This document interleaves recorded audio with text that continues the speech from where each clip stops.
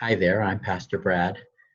I thought I would probably talk to you a little bit about racism.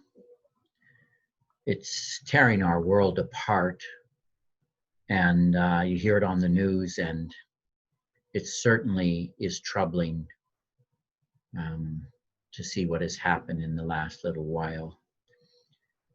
Personally, I've always had a bit of problems with the word racism. I have trouble believing that people devalue others solely on the basis of their skin color. I can't believe that people are like that, but indeed they are. So the question is, as we listen to the news, we got to ask ourselves, well, am I being racist? I've always believed that all people came from the same set of parents, Adam and Eve. That's what the Bible teaches, and I've always adhered to that. So I have always believed that we're very much related. I have always held to the fact that we are all part of one race only, and that's the human race. We are all descendants of Adam and Eve, and then, of course, Noah and his wife and children. One human race. I also strongly believe that every human being is made in the image of God, and that is where we get our value from. I have never liked the term race because I think it divides, so I don't use it. But I do certainly acknowledge that there are people groups, nations, tribes, there are different cultures. And these people groups develop certain features over time that distinguish them from other groups. But all these people groups are human. And I try never to forget that. And they all produce only human offspring, made in the image of God. They are all human beings. I believe that all people have the same pigment producing melanin, just some have more than others. So all lives matter because all lives have been created by the hand of God, are made in the image of God. But it is so true that people can be different. They may look different and have different cultural practices, but in the end, they are all still people, and their value is in the fact that they are made in the image of God. Now, where did the different people groups come from? Well, the Bible answers that by telling us the story of the Tower of Babel. There, the descendants of Noah and his family lived with one language and multiplied abundantly, but they didn't fill the earth like God wanted them to. They wanted to make a name for themselves, build a big city and a great tower where they could rule and likely not be flooded out again by the wrath of God. Well, we know how the story goes. God confused their language, which caused them to form groups, which scattered over the face of the earth. So they took all those genes with them. And if you know anything about genetics, then you know that variations in skin color or eye shape, to name the obvious ones, can develop in only a few generations. What we call racial characteristics are only minor variations among the people groups. You can take a person from each of the very different people groups and find that they differ genetically by 0.2%. That's hardly anything. And only 6% of that 0.2% variation are the skin color and the eye shape, the things that we seem to notice. Scientists tell us that the racial differences are so trivial that if a white person is looking for a tissue match for an organ transplant, for instance, the best match may come from a black person and vice versa. Most of the differences among people really stem from culture. And they make total sense as people have developed their own traditions living separately from others. I get that. People are people. No people group has anything that is, in its essence, uniquely different from that possessed by another. We all have some potential level of, say, melanin that produces skin color. Some have more than others. If you couple that with some cultural traditions developing barriers like in marriage, in other words, why marry someone who can't speak your language? You can see then how black and white and Asian and Indian and Aboriginals and all the different people groups in the world came to be. Yet there is even another factor, and this is the one that really bothers me, and that's the factor of discrimination. If people possessing genes, I'll give you an example. If people possessing genes for short stature were discriminated against, and a small group of them sought refuge in the deepest part of the jungle, their marrying only each other would ensure a small stature or pygmy people group from then on. The fact that pygmies have never been observed to have their own language, but instead speak dialects of neighboring non-pygmy languages, is good evidence in support that they were likely discriminated against. And one of the biggest justifications for racial discrimination in modern times is the belief that because people groups have evolved separately, we like to use that term, they are at different stages of evolution. We get this, of course, from the theory of evolution, which we so readily apply, it seems, to everything in this world. Some people groups are said to be more backwards, or more savage, or not enlightened, and dare I say, not as fully human. This sort of thinking inspired guys like Hitler to try to eliminate inferior people, he thought, inferior people groups like gypsies and Jews, and establish what he called the master race. See that evolutionary kind of thinking which our society is so thoroughly drenched in, it gets us in really big problems when we apply that to human beings. This idea of the survival of the fittest has been used to promote culture wars. People are people. Cultures are different.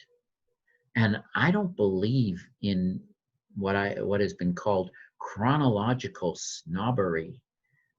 We should get off of our high horse and think we're so much better than ancient people, because that's pretty close to then we're so much better than other groups of people.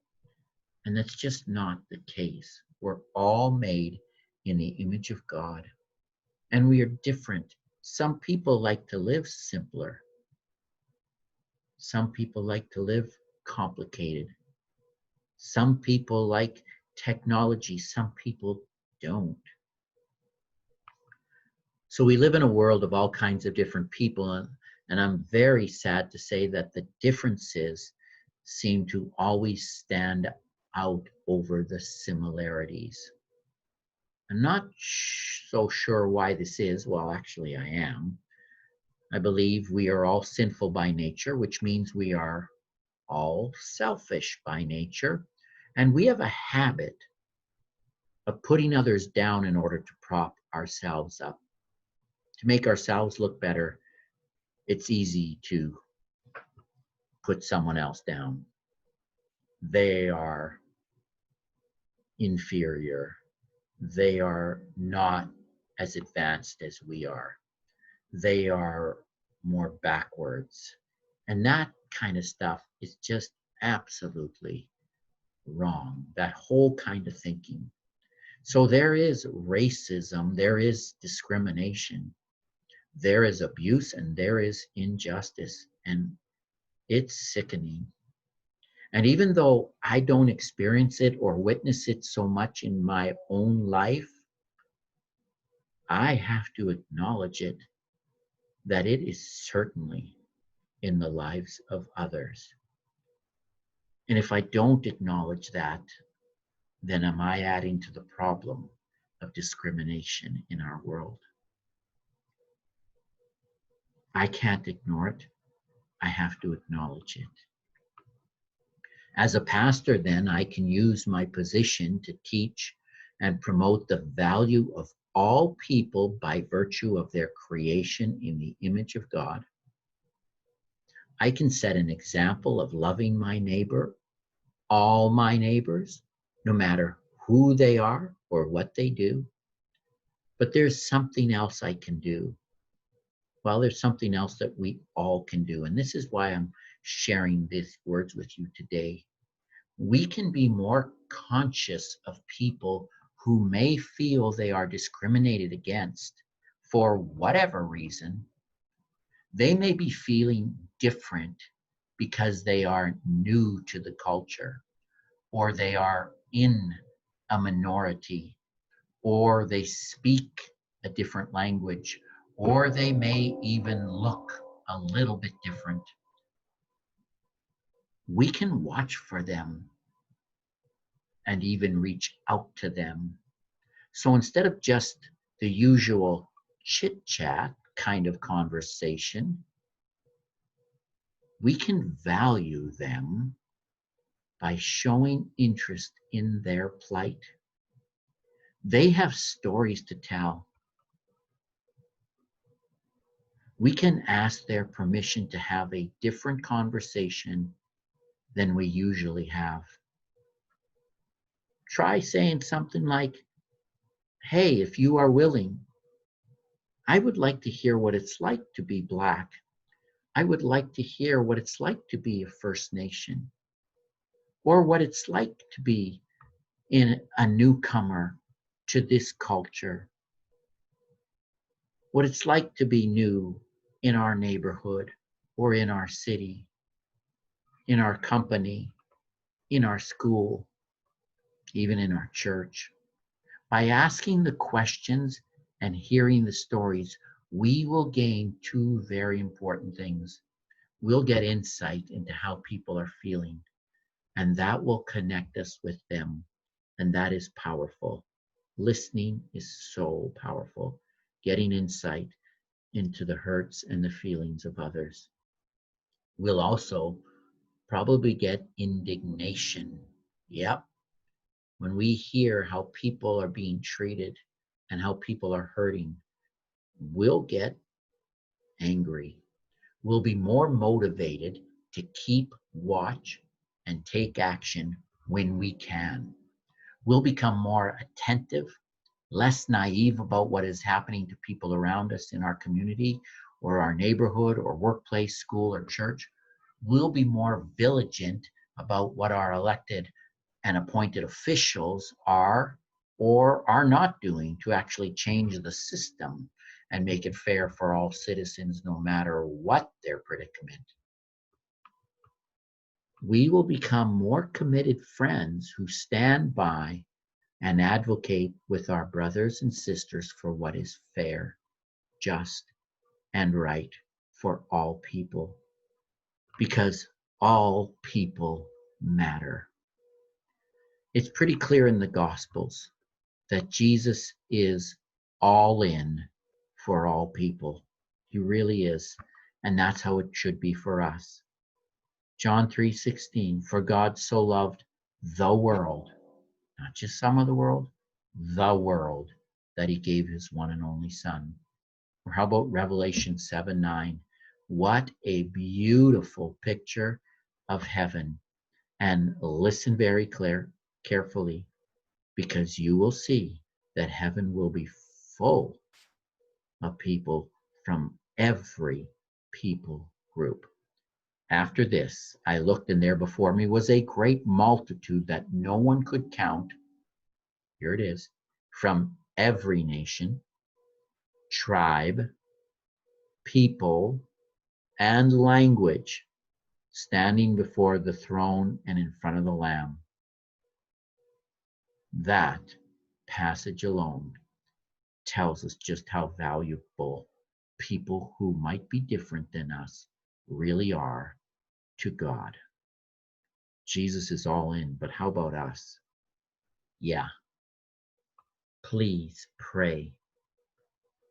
Please pray that this whole discrimination and this racism bit, that it's gone from our world. And start with yourself and your relationships. Sit down and start a conversation with your friend or neighbor, your coworker, family member, classmate, church member who may be feeling a little different. You can show you care by caring enough to listen. I mean, God gave you 2 ears. Use them. Listen to those who are hurting and love them.